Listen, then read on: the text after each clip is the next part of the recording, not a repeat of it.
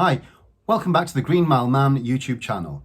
If this is the first video of ours that you've watched, please take a minute just to go back and watch video number 1, which will explain who Bash is and why at the age of 62, just 3 years after becoming a double amputee, he is now pushing himself in his wheelchair from Land's End to John O'Groats, completely unassisted, without any backup van, just him and his bivvy bag, spending nights on campsites and wild camping, in order to raise awareness for disability and to raise money for whizz-kids, the charity for young wheelchair users.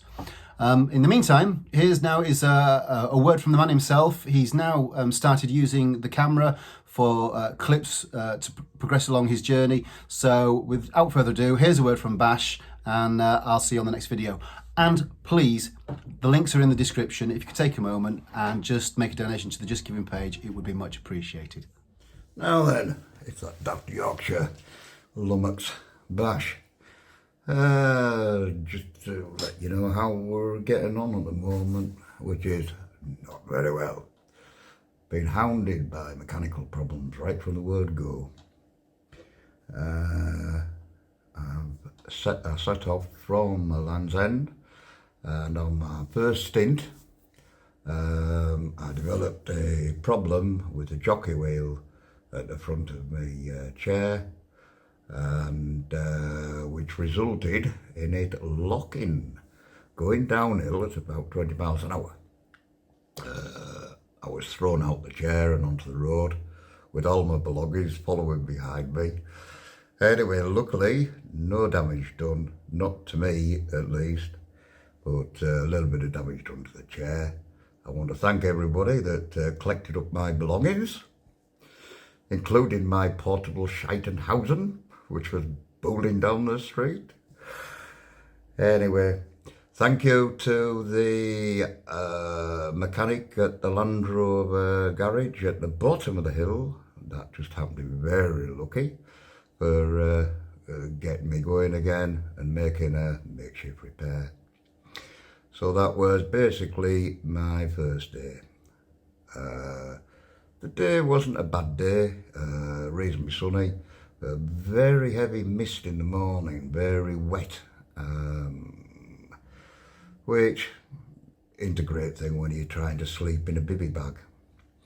The second day, I developed a problem with my sleep system, which consists of a frame mounted onto the chair, purpose built, all made out of lightweight aluminium, with what I describe as being a trampoline, like a mesh over the top of the frame, so I can simply lay from the seating position down into a lay-in position on the chair, in my bivvy bag. But unfortunately, that developed a problem. Either I'm too rough for it or it's too weak too, even though it was taken into consideration that I'm only half a person. I think I have no legs, so I'm half the weight. Anyway, it let me down badly. Again, wasted time making repairs, in the belief of you've got to deal with these things as they come and not let them mount up, so a little problem becomes a big problem. Anyway, the second night I'd stopped at Long Rock, I believe that's the right place, in Cornwall, obviously. And I went to a very helpful company called Plum Base. I'd never, even though I'm in the building trade myself, it wasn't one that I'd normally come across. And there was a plumber outside, and he gave me a hand as well. We made the repairs we needed to make, and just in case we got any further problems, I was going to buy a pipe cutting tool, and the plumber turned up outside with a brand new pipe cutting tool, free gratis, wouldn't allow me to pay for it. So that's my second problem. On the next day, guess what? A puncture. So we had the puncture to repair, which is not an issue. It takes longer for me to do it than a cyclist who can just take out the wheel, make the repair and put by the wheel. It's not that dissimilar job. It's just me getting out the chair, in the chair, out the chair, taking the wheel off, propping the thing up, putting all the wheels back on, and just a little bit longer. So that was my second day. I got the puncture on the A30. Wasn't the best place to get a puncture. But again, lucky for me, it wasn't that far that I had to suffer it until I managed to get off the A30. So that was that day. All the time I've been hounded on the A30 by the police. It's not been their fault, it's people ringing in. But I will talk about that probably in another video to do with what's one of the reasons why I set out doing this. It's about the awareness of people that have disabilities and how we're treated. So I will talk about that in detail. I've had some good times doing this trip so far, and we've had some really unusual, like I say, I've never had so many mechanical problems coming so fast and furious. My time schedules have all, well, they aren't happening. But after today, I'm having a bit of a reset. I'm actually tonight not outside, I'm in a travel lodge. Making this video, I'm drying out all my equipment, sleeping bags, bivy bags, tarps and all the rest of the gear that I've been sleeping in for the past 5 days. I've gone to a new system now. I've completely done away with the aluminium frame system, and I've gone back to just a traditional one-man tent. Sleeping bag, still got my bivy bag, so if I need to just get out and go on the side of the road, that's fine, I can do that too. So that's about that on the progress so far. Best day's progress was 22 miles, and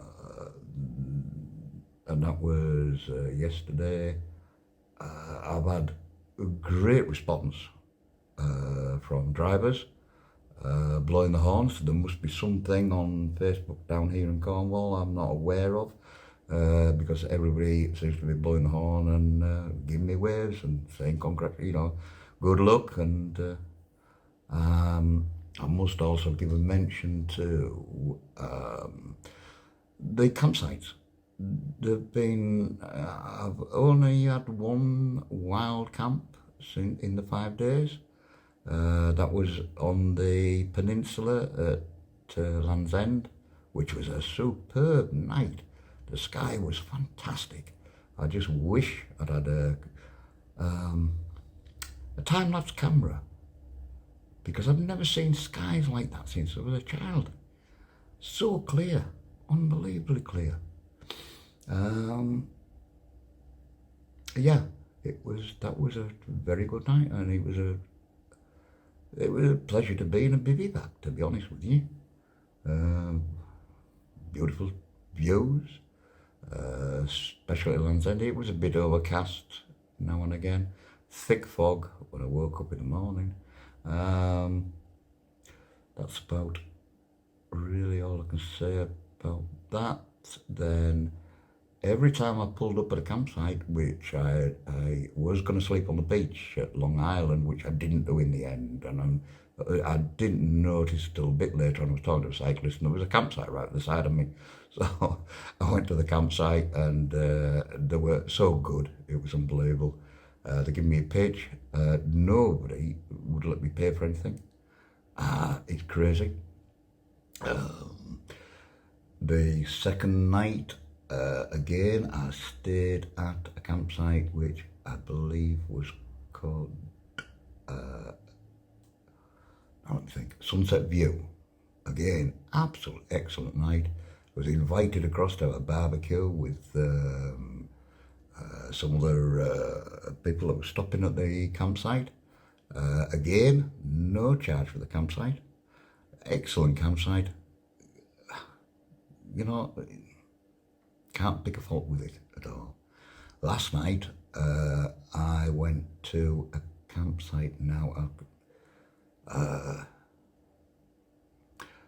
can't remember its name.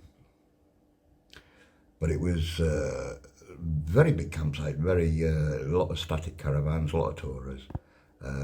When I got there, the reception was closed, so I couldn't get in touch with anybody. I camped there overnight, got up in the morning, packed my gear away early, as usual, and again called at the reception, and they weren't open, so I've had a pretty nice camping.